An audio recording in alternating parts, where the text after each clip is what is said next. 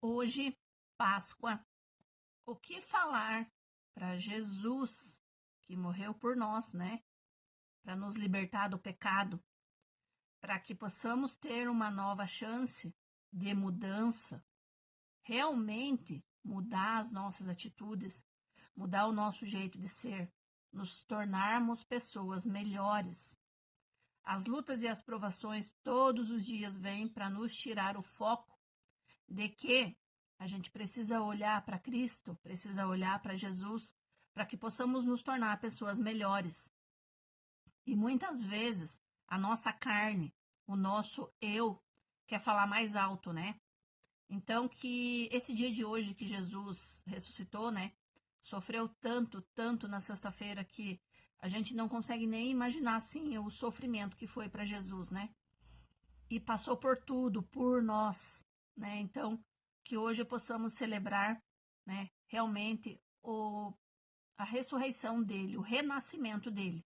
E que possamos realmente trazer para a nossa vida, né? Para que possamos mudar algumas atitudes nossas. Eu, todos os dias, peço a Deus que me dê sabedoria e entendimento e que me ajude a me tornar uma pessoa melhor. Mas muitas vezes a carne da gente acaba falando mais alto. E aí a gente pede para Deus que nos dê mais e mais forças, né? Para você entender um pouquinho ali sobre a ressurreição de Jesus, você precisa ler alguns, né? Alguns livros ali.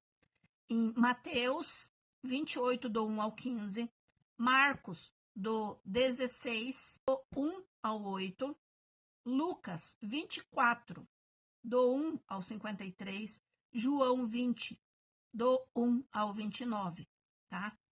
Então, sempre o primeiro ali é o livro e os outros ali são os versículos.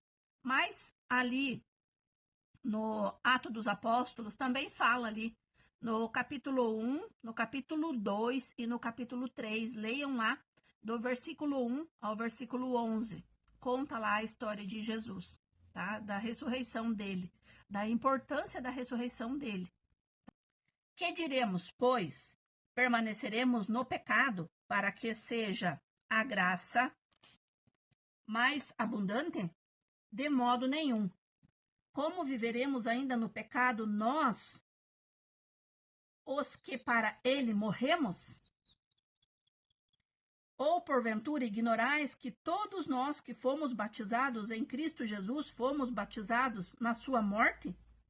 Fomos, pois, sepultados com ele na morte pelo batismo, para que com Cristo, como Cristo foi ressuscitado dentre os mortos pela glória do Pai, assim também andemos nós em novidade de vida. Porque se fomos unidos com ele na semelhança da sua morte, certamente o seremos também na semelhança da sua ressurreição. Sabendo disso, que foi crucificado com ele o nosso velho homem, para que o corpo do pecado seja destruído e não sirvamos ao pecado como escravos, porquanto quem morreu está justificado do pecado. Ora, se já morremos com Cristo, cremos que também com ele viveremos. Sabedores de que, havendo Cristo ressuscitado dentre os mortos, já não morre, a morte já não tem domínio sobre ele. Glória a Deus.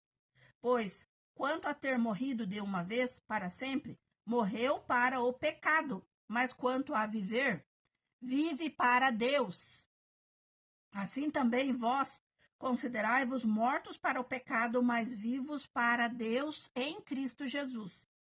Não reine, portanto, o pecado em vosso corpo mortal, de maneira que obedeçais às suas paixões. Olha a mensagem.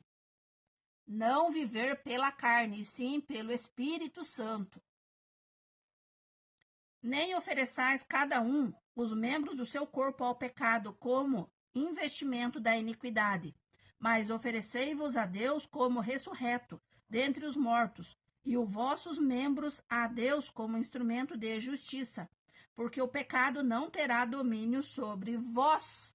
O pecado não terá domínio sobre vós, pois não estáis debaixo da lei, e sim da graça. Olha o que Jesus Cristo nos trouxe hoje com a sua ressurreição. Glória a Deus, Senhor. Que estejamos perto dele sempre.